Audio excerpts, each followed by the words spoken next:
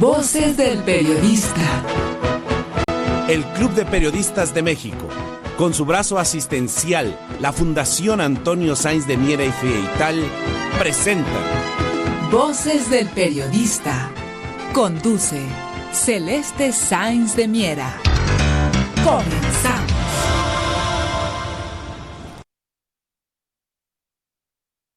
Hola, ¿qué tal, amigos? Muy buenas tardes.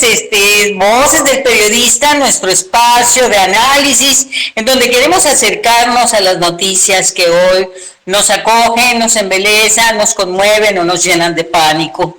Hoy estará con nosotros nuestro querido amigo, el profesor Guillermo Rocafort, desde España, Madrid. Bienvenido, muchas gracias, mucho gusto. También estará el maestro Diego Papalardo, nuestro representante del área internacional del Club de Periodistas y gran colaborador también nuestro. Estará el doctor Rodolfo Ondarza con sus análisis científicos y etcétera, etcétera, etcétera.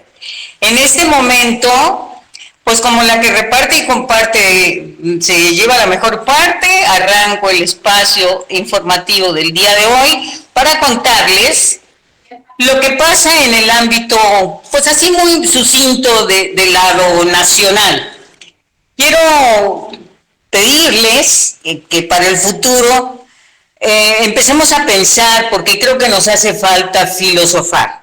Debemos buscar y construir conocimiento filosófico a través de la reflexión, el análisis y la crítica.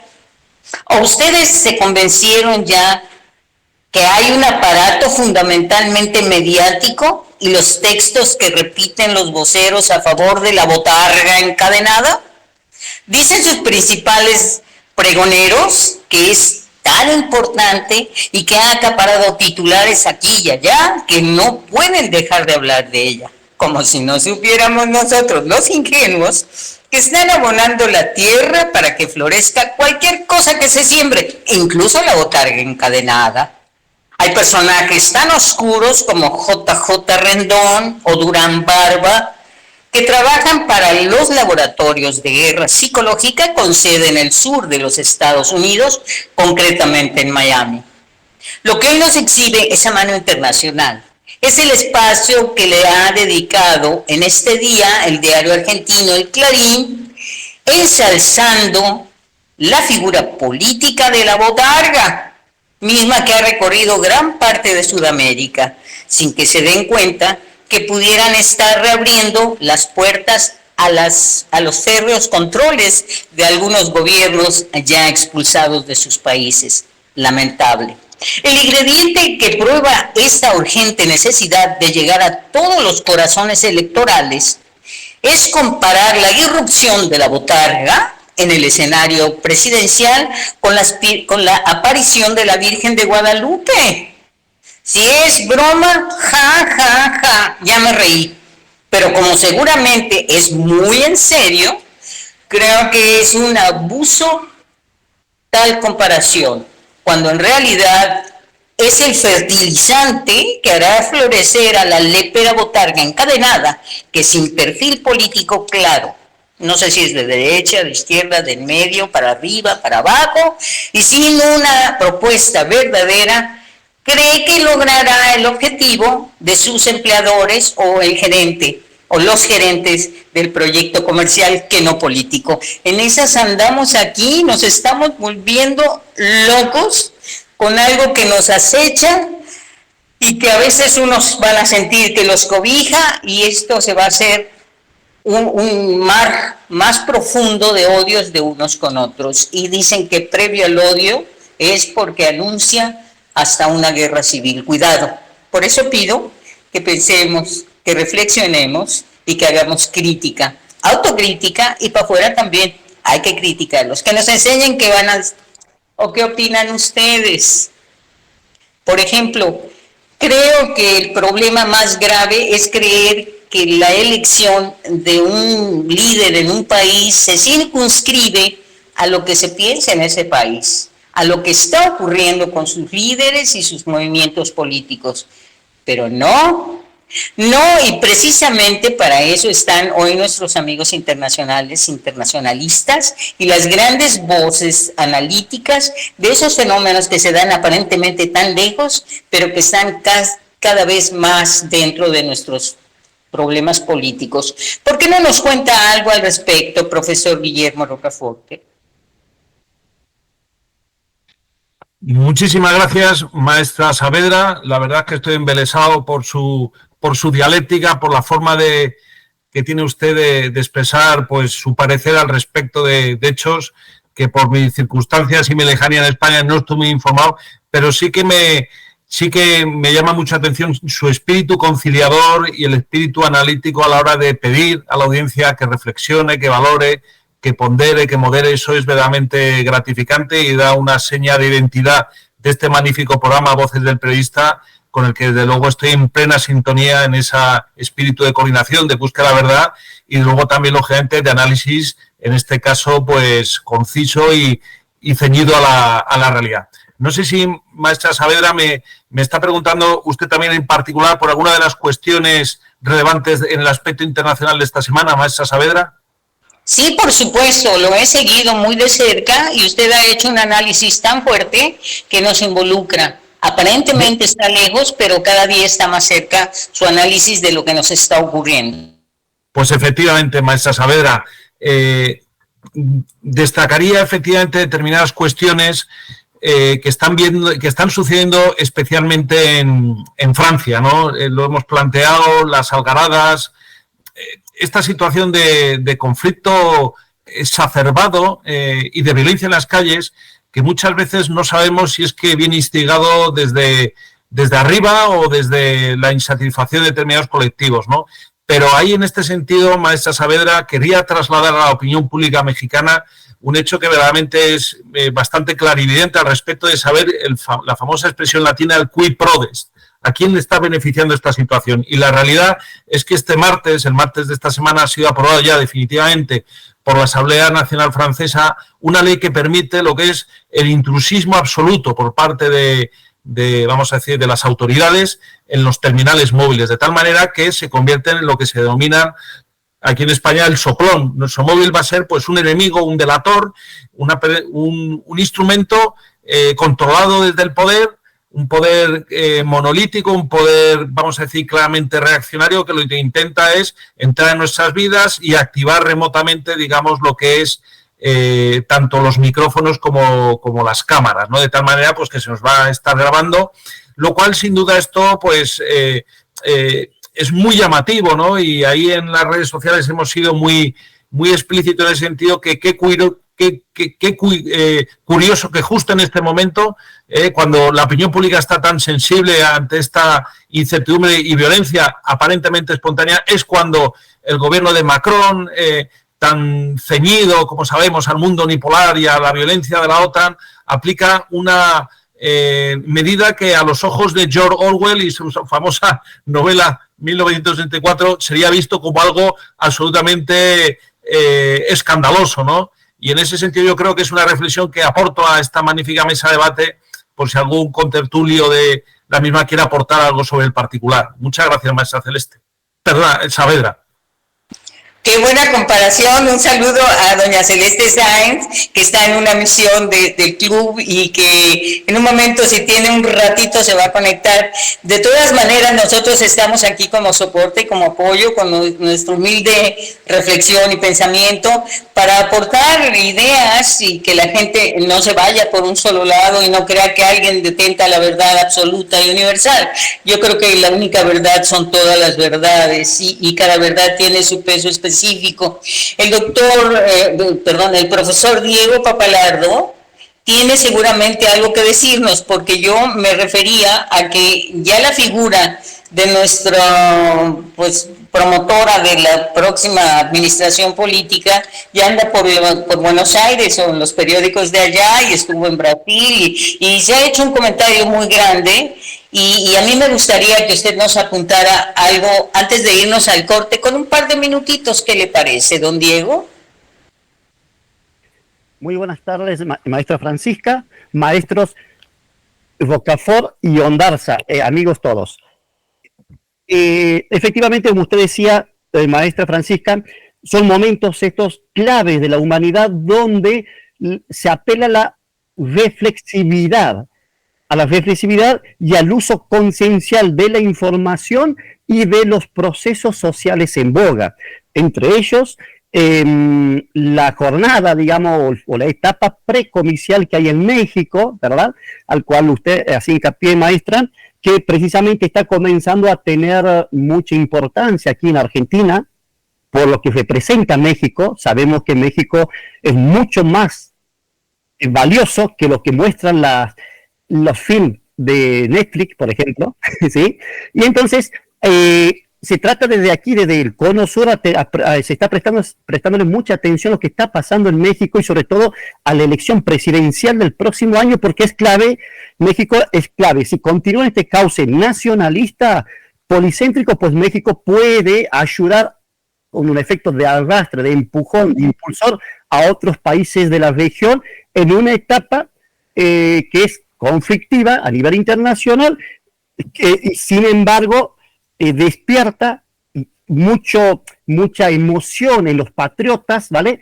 Y que están tratando precisamente de recodificar las hermenéuticas y los lazos en el nuevo sistema de poder internacional. Vamos a dejarle ahí, vamos a dejar picado a la audiencia para ver que volvamos, porque hoy vamos a un corte. Gracias.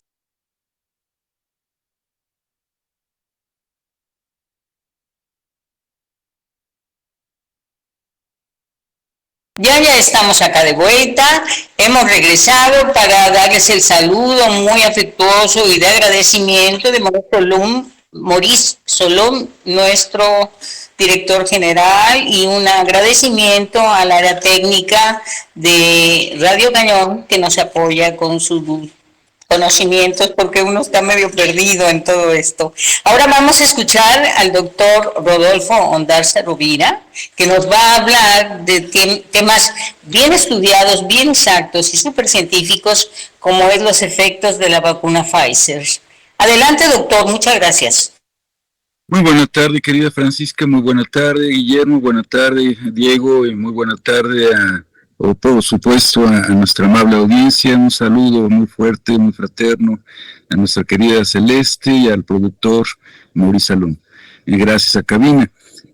Pues efectivamente, Francisca, el 30 de marzo de este año, Max Schmeling, Manich y Peter Ries Hansen, del Departamento de Cardiología de la Universidad Copenhagen en Copenhague, Dinamarca, publicaron una carta al editor del European Journal of Clinical Investigation.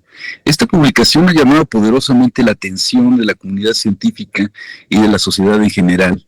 También, pues, entrevistas que ha realizado el doctor John Campbell, que son pues muy vistas por gente en diferentes partes del mundo, donde entrevista a la doctora Manich el 6 de julio de 2023, donde también hemos obtenido parte de la información de lo que vamos a platicarles. La vacunación ha sido ampliamente implementada con el fin de mitigar la enfermedad por COVID-19, de acuerdo a lo que nos comentan estos investigadores daneses. Para el 11 de noviembre de 2022 se habían administrado 701 millones de dosis de la vacuna Pfizer-BioNTech y se han sido vinculadas con 971.021 reportes de probables efectos adversos sospechosos de esta vacuna dentro de la Unión Europea y el área económica europea. Teóricamente, los viales de la vacuna han sido distribuidos en lotes bajo un estricto control de calidad que aseguran la uniformidad del producto que es administrado a seres humanos. Eso en teoría. La información clínica correspondiente a cada lote individual no ha sido publicada hasta este artículo que estamos comentando. Las variaciones dependientes de cada lote en cuanto a eficacia y seguridad de cada lote no deberían entonces diferir entre sí, teóricamente. Pero esto no ha ocurrido así. tal y como lo demuestran estos investigadores. Estos científicos examinaron los probables efectos adversos de cada lote de esta vacuna en Dinamarca, cuya población es de 5.8 millones de personas, del 27 de diciembre de 2020 al 11 de enero de 2022.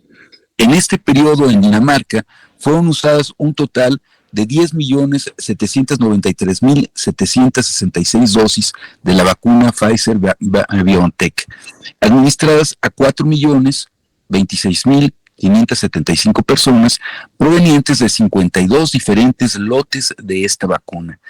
Y entonces se registraron 43.496 probables efectos adversos en 13.635 personas, es decir, en el 23.5% de las personas a quienes se les administró esta dosis de esta vacuna de Pfizer, pues fueron afectados por los efectos secundarios adversos de esta vacuna. Los probables efectos adversos fueron clasificados en no serios o no graves y serios o graves. Los graves pues eran la hospitalización o prolongación de la misma, enfermedad que pone en riesgo la vida, discapacidad permanente o malformación congénita o muerte relacionada con los probables efectos adversos. El análisis de estos investigadores sorprendentemente demostró que existían importantes, enormes diferencias significativas estadísticamente entre los probables efectos secundarios adversos de cada lote de esta vacuna, cuando lo que era esperado pues era que existiera una homogeneidad entre los lotes, entre los diferentes lotes de esta vacuna. Se encontraron 3 grupos principales de lotes de acuerdo con los probables efectos adversos. Los primeros lotes administrados al inicio de la vacunación, es decir, en los primeros 3 meses de 2021, fueron los causantes de los principales efectos adversos importantes. Así, el 71% de las reacciones adversas ocurrieron en 4.2% o con 4.2% de los lotes de vacunas Pfizer, sin que existiera una relación con la edad de las personas a quien se les aplicó la vacuna. Esto posiblemente hable de que una de cada 20 dosis administradas en este periodo inicial de vacunación pudiera causar efectos secundarios serios, como los que hemos mencionado anteriormente. Aparentemente, conforme pasó el tiempo y cambiaron los lotes de la vacuna, las reacciones adversas fueron también cambiando de serias a no serios. Es decir, la primera pregunta lógica es, ¿cambiaron la formulación de la vacuna o qué diablos pasó con esta vacuna Pfizer? Es posible encontrar variaciones entre lotes, viales y aún entre dosis de las vacunas como resultado de diferentes variables como efecto de la manufactura, almacenaje, transportación, manejo clínico y aspectos de control. Los investigadores concluyen que los resultados sugieren la existencia de seguridad de la vacuna dependiente del lote de la misma en el caso de la vacuna Pfizer-BioNTech, siendo necesarios más estudios para explorar esta observación preliminar y sus consecuencias. Entonces, pues quedan muchas preguntas por resolver si este estudio está en lo correcto, lo cual parece ser así. ¿En qué cambió la vacuna, puesto que existen lotes sin que hubiera efectos adversos? Pfizer notificó a las instancias internacionales y de los diferentes gobiernos, no solo de Europa, sino también de Estados Unidos, de América, en cualquier lugar del mundo donde se hubieran aplicado estas dosis de Pfizer, ¿lo notificaron o no? ¿Notificaron sus hallazgos y cambios en la producción de la vacuna? ¿Y por qué no se hizo esto del conocimiento público, puesto que afecta nuestra salud y nuestra propia vida? Es cuanto, querida Francisca. Gracias. Qué interesante, y aquí es donde se hace una terrible pregunta. Las circunstancias de algo desconocido como el COVID llegó a los medios antes que seguramente se afinaran vacunas o algún sistema para contrarrestar efectos, y llenó a la población de miedo. Y yo no sé qué tanto el espíritu de un paciente influye en los efectos de un medicamento. Creo que de alguna cierta forma, cuando uno es positivo, cuando uno espera la solución, con ánimo y con anhelo de sanar los efectos médicos de algún pues vacuna, en este caso, tienen un efecto positivo. Creo que cada vez debemos de analizar con mayor rigor qué están haciendo los medios en favor de una sana convivencia. Yo creo que los medios se han encargado de envenenarnos a unos con otros, a fomentar esos odios, a ponernos en alerta permanente y a no estar tranquilos ni en nuestra propia habitación con la cabeza en la almohada, y eso debe de hacernos pensar que hay que hacer ciertos ajustes para que la difusión de informaciones sean lo más riguroso posible o se especule lo menos posible, porque estamos echando a perder la conciencia humana, el deseo humano de sobrevivir, de tener una mejor relación de unos con otros, en hacer un comparativo real, con fundamento y base, y no con odios o con filias o con fobias, como se dice ahora.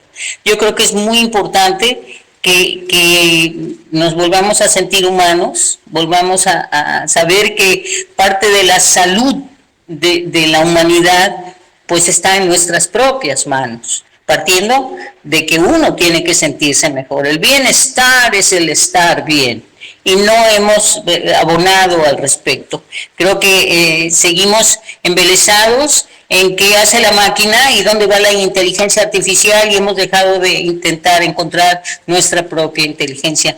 Es muy importante evitar que estos avances tecnológicos un día se apoderen de nuestras emociones, de nuestros sentimientos, porque pues sí hay máquinas más inteligentes que yo, y muchas, hasta la más sencilla calculadora me da una vuelta, pero es muy importante que nosotros volvamos a creer en nosotros mismos, que volvamos a respetarnos, admirarnos y sobre todo amarnos con el perdón en los ojos, en la boca, en el corazón, con el perdón verdadero hacia los que no pueden ser iguales a nosotros. Creo que por ahí... Perdón, Francisca, y sobre todo, pues como ustedes bien comentan, hacer un análisis crítico siempre de toda la información y no dejarnos llevar por la emoción.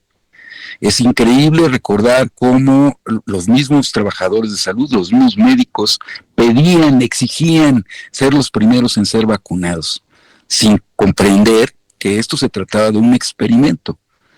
Entonces, el análisis crítico, el control de las emociones, tiene que prevalecer para que pueda prevalecer la existencia humana. ¿Es cuánto? Sí, doctor, y además nos los dice alguien que está en ese ámbito, en ese campo, y que ha dedicado su vida a hacerle bien a los demás. Y entonces, si usted hace esa reflexión, imagínese una autoridad. Yo creo que la autoridad también perdió sentido y permitió que se hiciera un gran escándalo de algo que pues van a seguir ocurriendo, enfermedades nuevas, enfermedades raras y una serie de cosas que nos va dando el mismo progreso en un momento dado.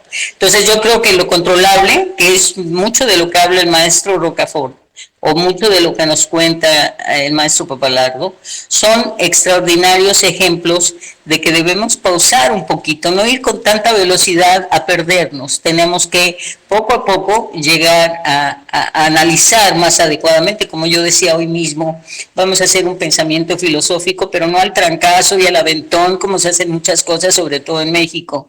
Hay que pensar con un poquito de reflexión, con un poquito de análisis y sobre todo con una crítica, aunque empecemos por nosotros. Eso es muy importante. Y como ya estamos en el corte, ¿qué tal si nos vamos al siguiente corte y volvemos en un ratito? No nos tardamos, como dice la güera. Ahorita regresamos.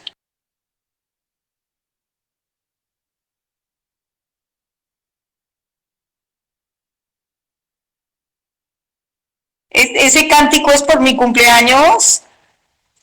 A mí no me gustaría cumplir años, no me los pueden ir quitando en lugar de sumarme algo. Quítenlo, récenle. Muchísimas gracias al club, a Jonathan, a los amigos de Radio Cañón, seguro a la chismosa de Celeste Sáenz que dijo que era mi cumpleaños. Bueno, yo lo dije en privado con los amigos acá de la mesa, pero agradezco profundamente, de verdad. Muchas felicidades, Francisca, muchas felicidades. Muchas gracias. Gracias, doctor. Muchas felicidades, maestro. Gracias, don Guillermo. Qué Muchas pena. felicidades. Gracias, Diego. Es usted un lindo también. Vamos a seguir con esto de la mesa de debate, porque ahora quiero que comparemos al candidato que ahora tiene intenciones presidenciales en Argentina, llamado Javier Milei, y lo ponen casi frente al espejo de la señora botarga encadenada. A ver, cuéntenos algo al respecto, por favor, don Diego. Sí, como no, maestra Francisca, encantado. Bueno, ustedes ya tienen una botarga encadenada. Aquí en Argentina tenemos a un loco desencadenado. Dicho esto, vamos a lo técnico, ¿vale? Javier Milei es más que nada el Javier Milei político, es más que nada un proyecto instrumental y contingencial de un sector de la élite económica argentina, de este sector conforma lo que se llama el capitalismo de compinche, el capitalismo de amigos, que desde la década de 1970 hace su fortuna mediante un esquema cuya centralidad es la relación con el Estado. Dicho de otra forma, este capitalismo de compinche desde 1976 hace negocios, lucra a expensas del pueblo argentino porque tiene influencia dentro de las distintas administraciones político-estatales que hubo y hay en el país. Porque Javier Milei, o el Javier Milei político, hoy es conocido en Argentina y a nivel internacional, porque precisamente estamos en tiempos de elecciones aquí en Argentina. Las llamadas elecciones PASO son el próximo 13 de agosto y luego la elección determinante va a ser en octubre, donde el candidato, precisamente, el candidato principal de este sector de la oligarquía argentina, está perdiendo la elección. Estoy hablando de Sergio Massa. Quien apadrina a Javier Milei es precisamente el señor Eurnequian, que pertenece o que mantiene relaciones estrechas de antaño con la élite estadounidense de gestión global, más que nada con el ámbito clintonista. Dicho esto, Javier Milei no tiene capacidad política, no tiene un proyecto político, no tiene un proyecto de país, no tiene una organización política como tal. En los últimos días se han denunciado, aún en la propia justicia, ciertos incumplimientos y deficiencias éticas de la mesa chica de Javier Milei con respecto a supuestos sobornos o cobros, ¿vale?, económicos respecto a determinados candidatos del propio espacio. Entonces, tenemos un Javier Milei que está muy inflado en lo digital y en los medios de comunicación principales de Argentina, y que en la realidad política del país tiene poca consistencia.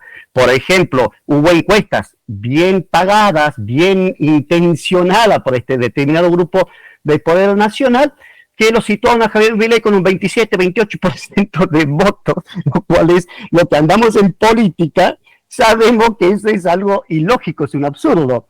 Entonces, hoy Javier Milei tiene aproximadamente entre unos 2 o 3 millones de votos, ¿vale?, de un total de 24 millones de votantes efectivos que va a haber en agosto. Entonces, lo que está haciendo Javier Milei es restarle votos al candidato que va a salir del Juntos por el Cambio, que es el espacio que antes comandaba el expresidente Macri. Es una compulsa entre formaciones políticas o de la industria política que intentan no perder la gestión estatal, ¿vale? Entonces, Javier Milei decía... todos los que estáis trabajados y cargados. Se dedica Javier Milei a producir más que nada polémicas, escándalos, porque como no tiene sustancia política, capacidad política, proyectos políticos, como decíamos, entonces no le queda otra más que apelar al escándalo y a lo extravagante. Él mismo dijo que es un profesor de Kama Sutra, como si fuese que la Argentina es una cama. ¿vale? Eso es lo importante. O sea, yo creo que analizar desde un punto de vista técnico-científico al Javier Milei político, yo creo que es estar en un desenfocado, porque la verdad, Javier Milei, desde un punto de vista de la cientificidad política y social, no tiene mayor credibilidad que el de llamarle precisamente un loco, un desquiciado, y además de llamarle un instrumento funcional a un determinado segmento de la oligarquía argentina. Lo que sí Javier Milei, si le prestamos un poquito más atención, representa es un fenómeno nuevo que tratan de captar el descontento social a través de las redes sociales, que todo es instantaneidad. Todos y cada uno de nosotros sabemos que las redes sociales son instantaneidad, ¿verdad? Y no instintividad, que es distinto. Entonces Javier Milei se aprovecha de esa instantaneidad y trata de llevar más, vamos a decirlo, simpatizantes más que votantes, porque ustedes aguarden agosto y octubre y van a ver cómo las planas de los medios de comunicación, las portadas de medios de comunicación, sobre todo internacionales, van a decir que Javier Milei al final fue una burbuja, fue un invento del momento. Adelante, maestra Francisca. Pues sí, y eso nos agobia demasiado, porque en América seguimos pensando que es muy importante la solución o la búsqueda de un ciudadano que nos conduzca, que encabece las acciones generales. Y Europa nos está mostrando, y algunos movimientos, por ejemplo en el norte de África con la primavera aquella, nos enseña que la gente ha empezado a exigir que quien dirija al país lo dirija en beneficio de la población. Ahí está el ejemplo de Francia, por ejemplo, que nos platicaba el maestro don Guillermo Rocafort. Entonces es muy importante poner atención en lo que ahí ocurre, porque América siempre ha ido imitando las conductas progresistas. Nosotros seguíamos al gobierno francés cuando decretó libertad, igualdad y fraternidad, cosa que hoy vemos que no es cierto. Hoy son una serie de espías los que tratan de controlar a la población.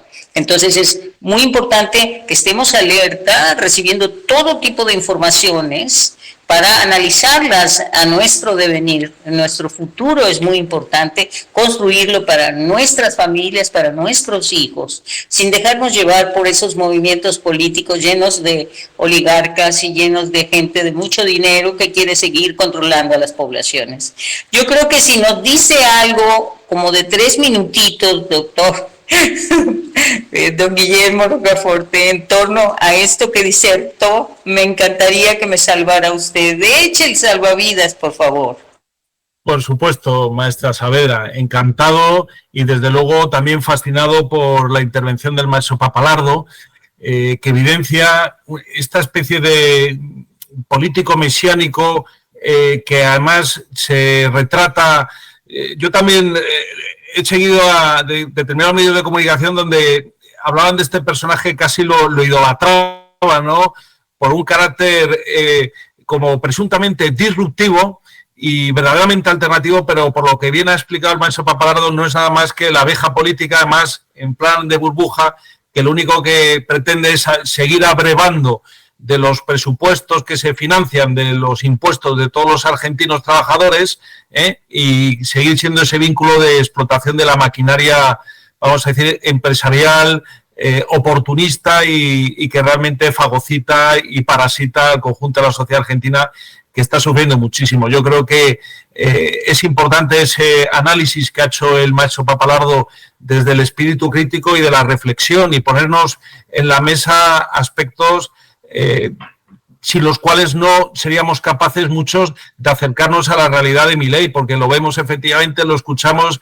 y nos parece un elemento disruptivo y, como he dicho, verdaderamente alternativo, pero parece ser que no. Es, una vez más, la vieja política que ha conducido a un desastre económico, lo único que revestido con unos caracteres, pues vamos a decir, que no eran los comunes hasta el momento presente, ¿no? Yo creo que es el momento, como bien ha hablado la maestra Saavedra, de la reflexión, del análisis, de la crítica y de ir buscando esos gestores que, como Argentina, como México, como España, todas las naciones hermanas, necesitamos que se pongan al frente del timón, y bueno, pues igual que México ha encontrado una magnífica senda recientemente, pues que sirva de faro y de inspiración, porque realmente lo que necesitamos son, pues eso, gestores y políticos honrados, patriotas, que mantengan sobre todo la paz y la estabilidad y la armonía y la integración de las naciones. Cuando alguien viene dando saltos como un saltimbanqui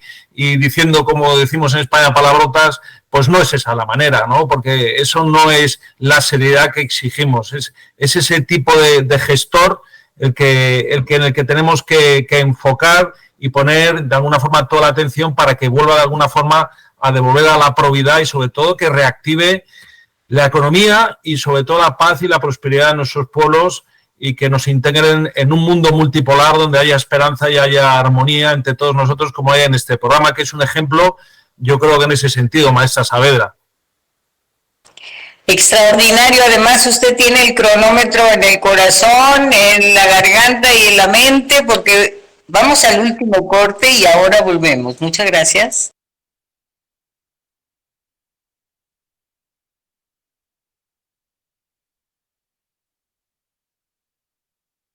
Ya estamos acá de vuelta para nuestra última intervención. Les quiero recordar que este programa lo pueden encontrar en el canal YouTube de Voces del Periodista y también nos multiplica Radio República y nos replican después de la mañanera y escúchenos donde puedan porque hacemos un gran esfuerzo por acercarles información que les sea útil. Vamos a escuchar un poco de lo que es la base del desarrollo y del retroceso de cualquier nación, su economía.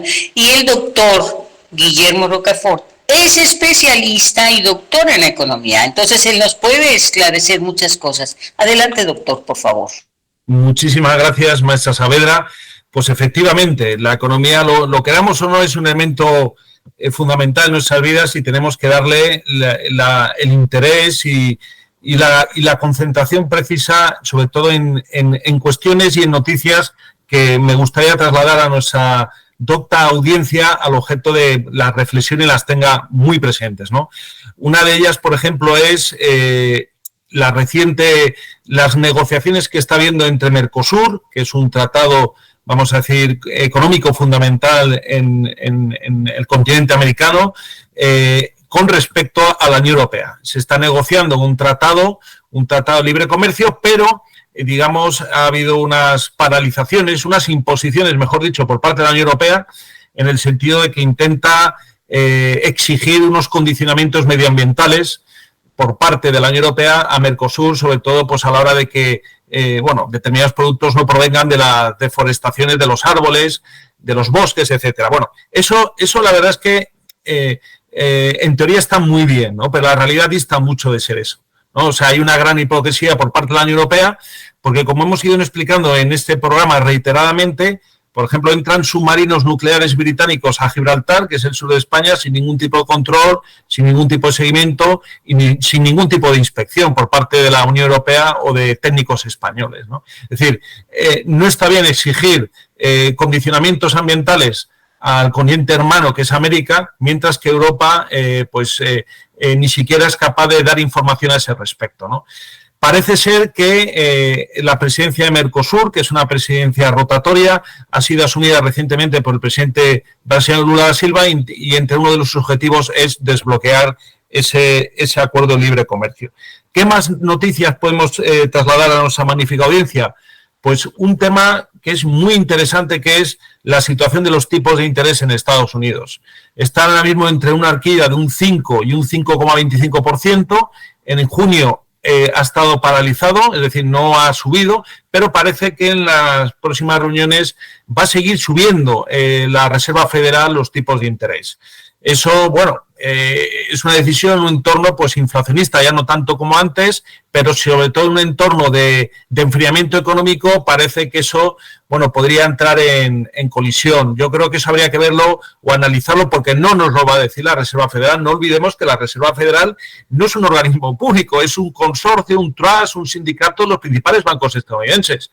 Y es muy significativo, y hay que siempre poner sobre la mesa que lo que no puede ser es que la política monetaria de la nación más importante del mundo hasta ahora, que es Estados Unidos, esté en manos de los bancos y de los usureros, ¿no?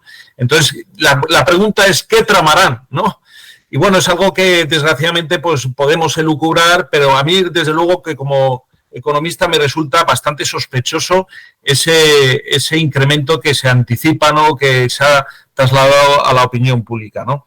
Y luego también otra cuestión que es muy interesante destacar a la opinión pública es un organismo que se llama la Organización de Cooperación de Shanghái, del que forman parte las naciones del BRICS, son muy importantes como China, India, Rusia. Es un elemento de estabilización muy importante porque, bueno, lleva ya 20 años prácticamente funcionando, y es un contrapeso muy, muy interesante frente a la OTAN, ¿no? Y además, frente al belicismo que lleva a cabo la OTAN, lo estamos viendo en Ucrania, esta Organización de Cooperación de Shanghái precisamente apuesta por todo lo contrario, que es la estabilidad, la armonía entre naciones que son o han sido siempre históricamente rivales, como la India, China y Rusia. Entre ellos siempre han estado un poco a la gresca, ¿no? Pero ahí, dentro de esta cuestión, entra el aspecto económico en el que estamos resaltando, y lo que llama la atención es que van a entrar ahora mismo también estas naciones en proyectos de libre comercio. ¿Por qué? Porque esta Organización de Cooperación Shanghái, no solamente los 3 grandes países que he citado del BRICS, sino que hay otros, pues incluso Pakistán, creo que incluso Afganistán piensa entrar, tiene países observadores como Turquía, por esa línea del desarrollo económico vía el comercio. Y eso es muy interesante, porque lo que nos hace prósperos, no lo olvidemos, es la actividad comercial y el comercio y la eliminación de trabas y la confianza mutua, ¿no? Entonces, ya para acabar y ceder la palabra, muy gustoso recordar que según estudios recientes para el 2050, de las naciones BRICS, 4 de esas naciones BRIC, que son China, la India, Rusia y Brasil, van a estar dentro de las 5 más importantes del mundo. De hecho, ya hay naciones, por ejemplo, como Argentina, que se están postulando para entrar en el BRICS.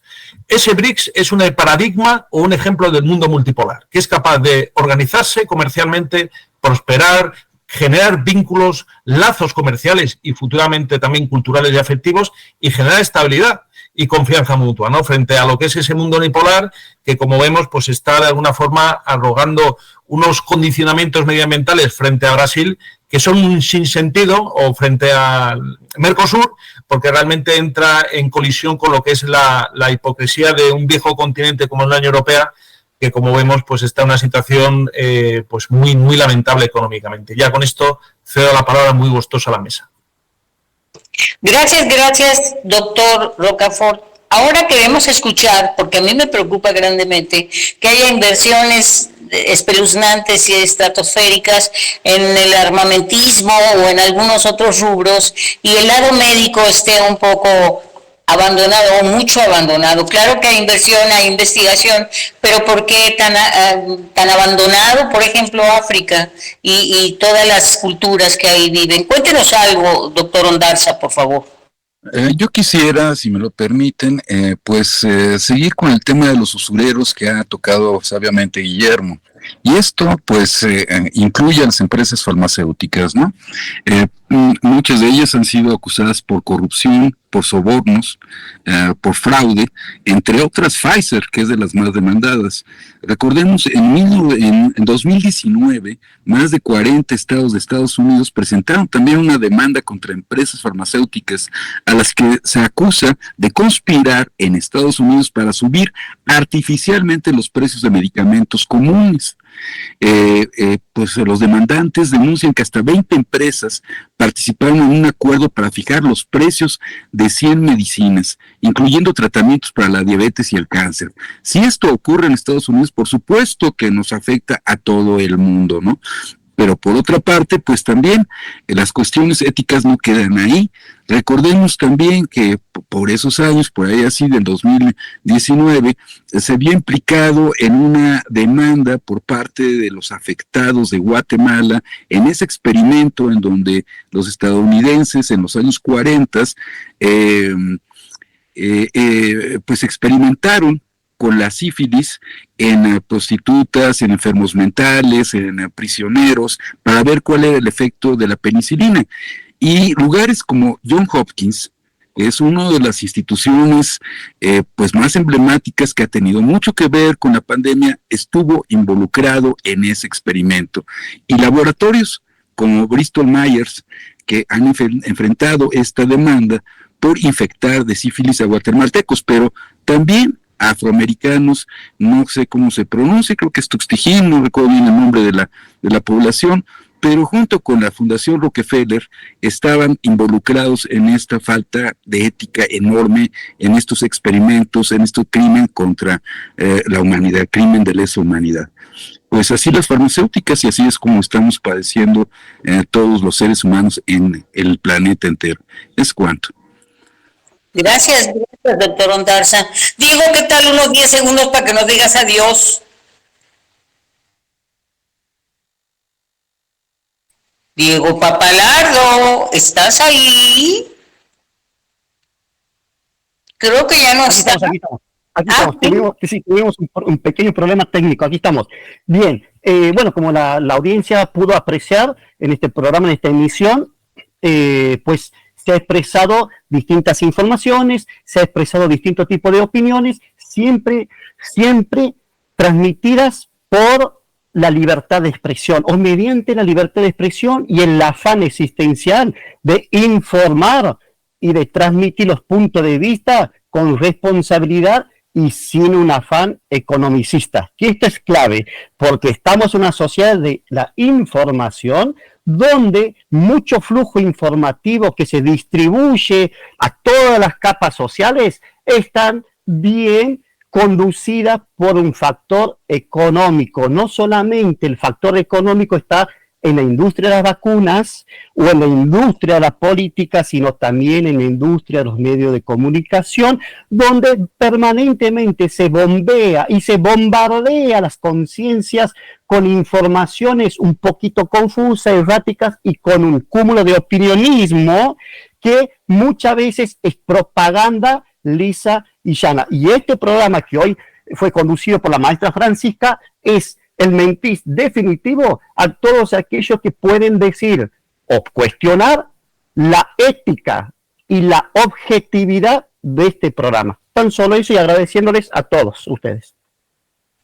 Gracias, don Diego Papalardo, don Guillermo Rocafort, don Rodolfo Ondarza, a nombre de Celeste Sáenz, muchísimas gracias por hacerme esta tarde menos nerviosa de lo que ya estaba, y gracias por sus conocimientos y por alternar con nuestro público que nos sigue con tanto cariño y con tanto fervor, esperando que siempre les demos, como dice Diego Papalardo, información dura y madura. Muchas gracias, buenas noches a nombre de Celeste Sáenz. Hasta luego.